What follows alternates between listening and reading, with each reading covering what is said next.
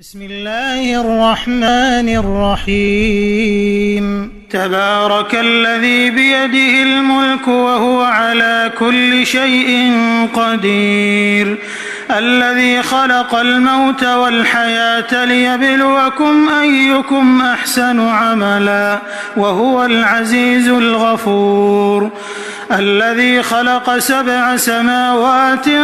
طباقا ما ترى في خلق الرحمن من تفاوت فارجع البصر هل ترى من فطور ثم ارجع البصر كرتين ينقلب إليك البصر خاسئا وهو حسير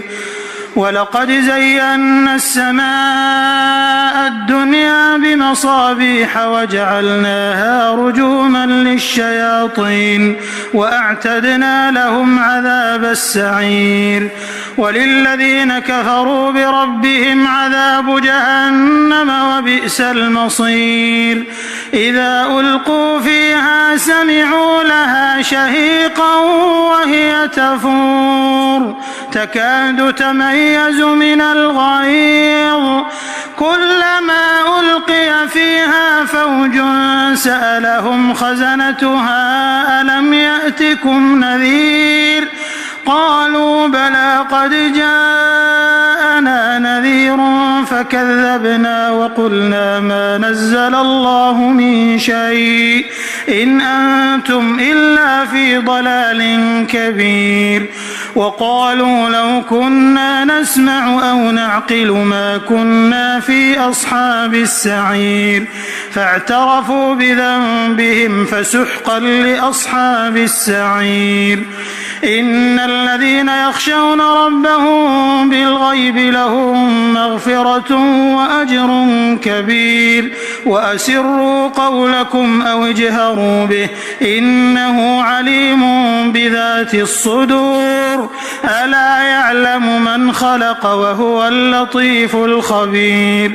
هو الذي جعل لكم الأرض ذلولا فامشوا في مناكبها وكلوا من رزقه وإليه النشور أأمنتم من في السماء أن يخسف بكم الأرض فإذا هي تمور أم أمنتم من في السماء أن يرسل عليكم حاصبا فستعلمون كيف نذير ولقد كذب الذين من قبلهم فكيف كان نكير أولم يروا إلى الطير فوقهم صافات ويقبضن ما يمسكهن إلا الرحمن إنه بكل شيء بصير أمن هذا الذي هو جند لكم ينصركم من دون الرحمن إن الكافرون إلا في غرور أمن هذا الذي يرزقكم إن أمسك رزقه بل لجوا في عتو ونفور أفمن يمشي مكبا على وجهه أهدى أمن يمشي سويا على صراط مستقيم قل هو الذي أنشأكم وجعل لكم السمع والأبصار والأفئدة قليلا ما تشكرون قل هو الذي ذرأكم في الأرض وإليه تحشرون ويقولون متى هذا الوعد إن كنتم صادقين قل إنما العلم عند الله وإنما أنا نذير مبين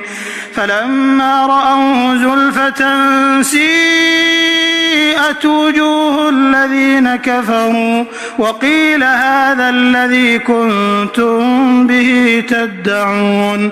قل أرأيتم إن أهلكني الله ومن معي أو رحمنا فمن يجير الكافرين من عذاب أليم قل هو الرحمن آمنا به وعليه توكلنا فستعلمون من هو في ضلال مبين قل أرأيتم إن أصبح ماؤكم غورا فمن يأتيكم بماء معين